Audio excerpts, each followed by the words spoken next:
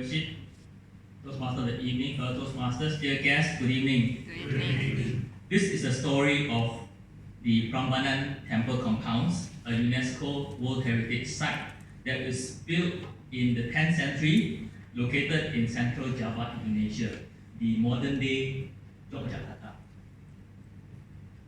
Once upon a time, there was a vicious king by the name of King Baka, who likes to sacrifice humans every day, preferably young people. This caused the people to live in panic, but they could not do anything because the king was too powerful. Every day, he sends his soldiers to find people suitable to be killed and to be sacrificed. These soldiers looked as vicious as their master, but the soldiers were also afraid of King Baka, because if they do not find any victim, they will become the victims instead. Many people fled to neighboring kingdoms, away to safety from the vicious king. Fortunately, a neighboring kingdom called Pengging was headed by a wise king. The king of Pengging always took care of his people and protected them against any threats. He had heard about the vicious king before, and he even tried to find ways to kill King Baka. He knew that one day the vicious king might attack his kingdom.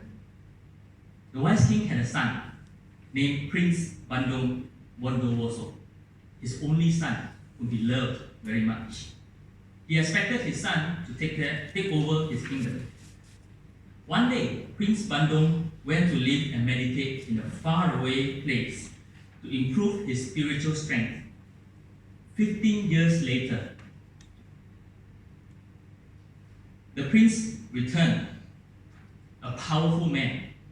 He became invulnerable because of his powerful spiritual strength and magical skills. All the people were very happy of his return, especially his father, the king. The people of Pengging Kingdom expected that Prince Bandung can now be able to kill the vicious King Baka. The king of Pengging told his prince to prepare for battle with King Baka. No one had been able to defeat King Baka. Many kingdoms had been conquered by him. Prince Bandung Bondowoso prayed to God, asking for his blessing in the coming fight with King Baka.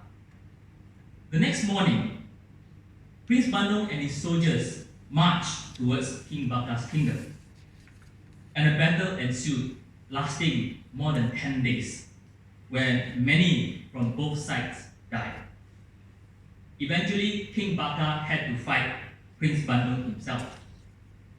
Finally, with a last blow, Prince Bandung killed King Baka. The victorious Prince Bandung and his soldiers marched into King Baka's palace. There, they found the most beautiful girl hiding in the royal park. Prince Bandung was stunned by her beauty and immediately fell for her. She was Princess Loro Jongra, the daughter of King Baka. The prince was surprised that the vicious King Baka had a beautiful daughter like her. If he had known earlier of her existence, he wouldn't have killed King Baka. Princess Loro Jongo was frightened, looking at the prince who was strong and well-built, but had the ugliest face. She asked him if he was the one who killed her father. The prince said yes. The princess felt a new hatred growing inside her towards this man. The prince whispered to her, "If you marry me, I will give you anything you want. Don't think about what has happened. If your father were alive, I would even ask him for your hand. But it has been done, and the gods have decided of it. We should accept it." The princess remained silent. She wanted to stay alive, but did not want to anger Prince Bandung. She decided that she would not marry any ugly man, whoever it was.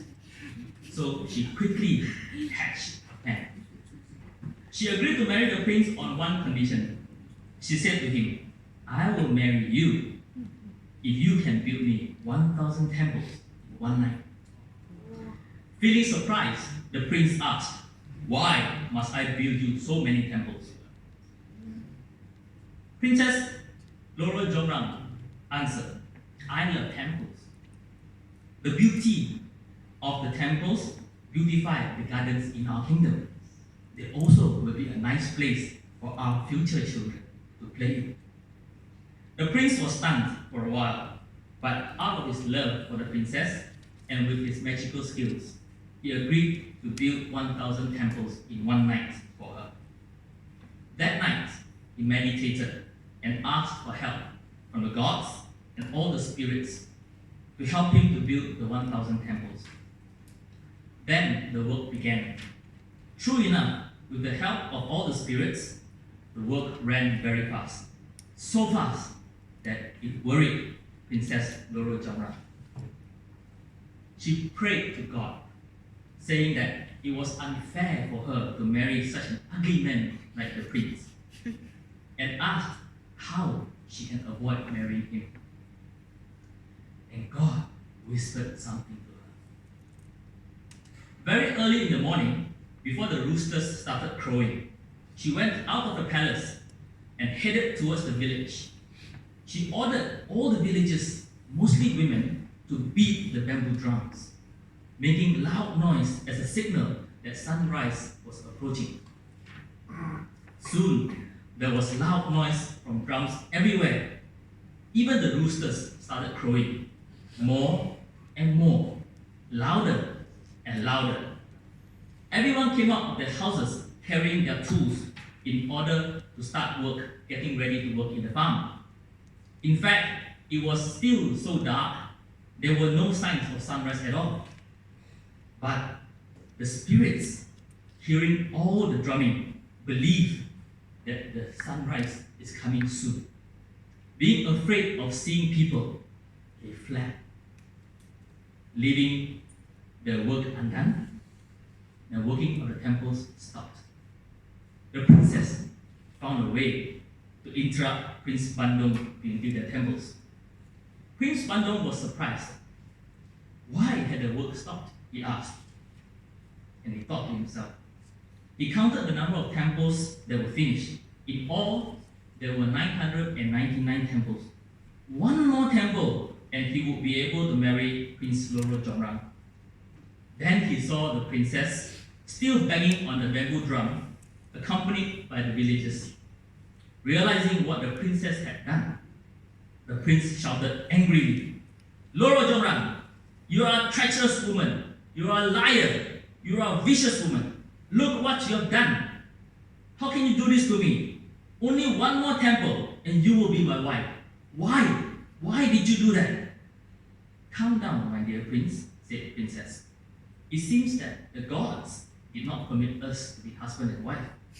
We should accept it.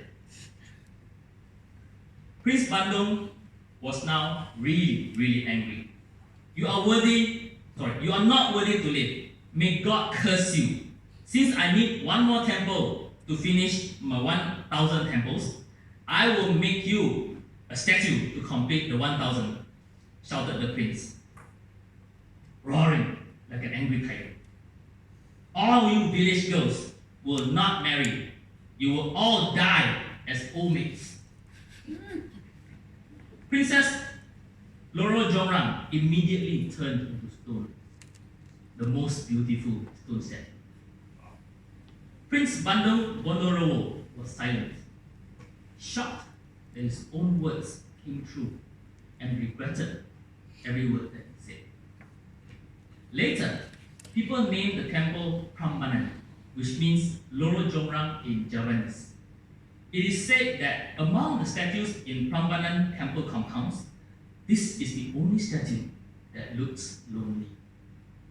The story of Bandung Bondowoso is a tale that reminds people that excessive power can mislead one's wisdom and turn one into a ruthless person, as in King Baka.